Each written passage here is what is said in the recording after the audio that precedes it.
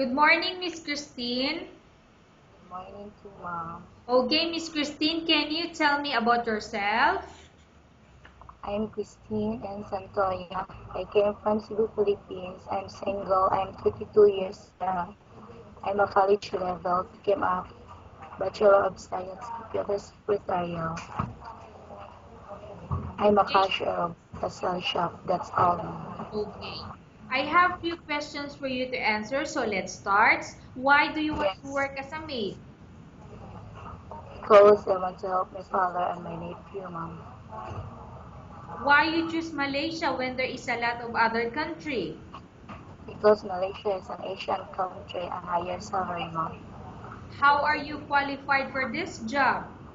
I'm qualified for this job, mom, because I'm fit.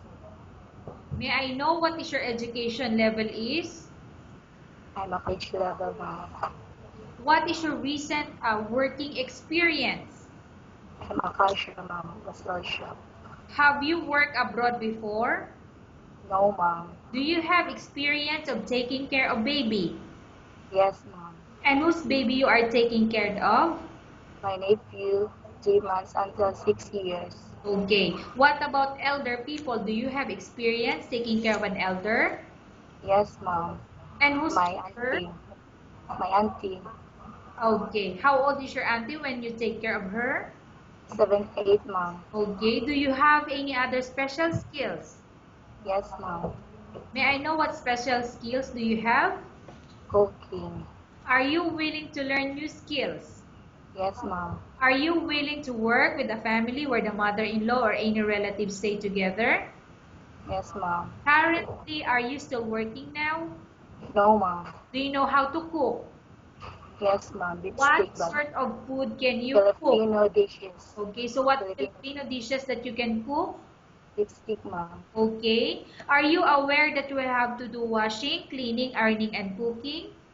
Yes, mom. I ordered that. From all the house chores or household works such as cooking, washing, cleaning, ironing, which do you like most? I like all the household command because I'm applying as a housemaid. You are not allowed to use handphone during working hours. Yes, mom. You are only allowed to use handphone after you finish all the works and when going to bed. Yes, mom. You are strictly needed to surrender the handphone to your employer in the morning and your employer will return back to you once you're going to bed. Yes, mom. If ever your employer finds out that you're abusing of using your handphone and it's affected your work performance, your employer will confiscate your handphone and you're not allowed to hold it anymore. Instead, your employer will allow you to call to your family 3 times in a month. You're only allowed to bring normal phone and you're not allowed to bring smartphone. Are you agreed for the terms and condition? Yes, mom. Do you agree to the rules and regulation for the handphone? Yes, mom.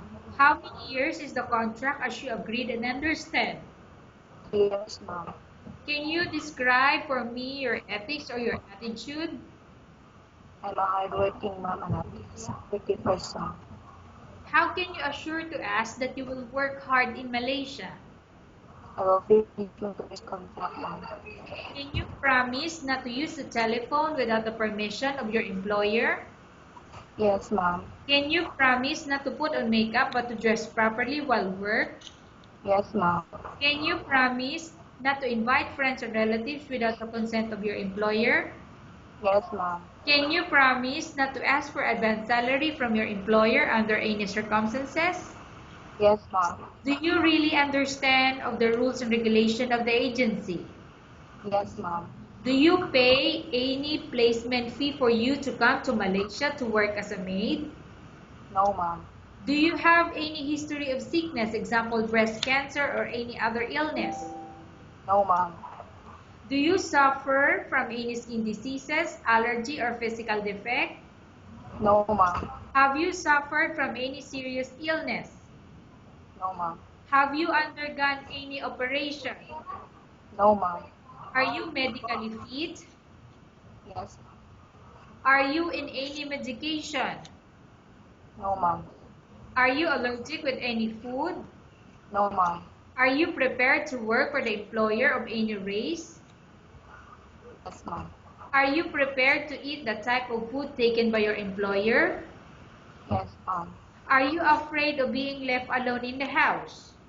No, ma'am. Are you afraid of dogs or other pets? No, ma'am. Can you promise to work according to instruction from your Yes, ma'am. employer? Yes, ma'am. Do you have any immediate family working in Malaysia? No, ma'am. Okay, Miss Christine, we have finished our question section. Let's go to case study. I have a case study for you and I want you to answer me truthfully. Upon arrival in Malaysia within 6 months, if ever any of your family members pass away, what will you do? Will you continue to work till finish your contract or you will go back?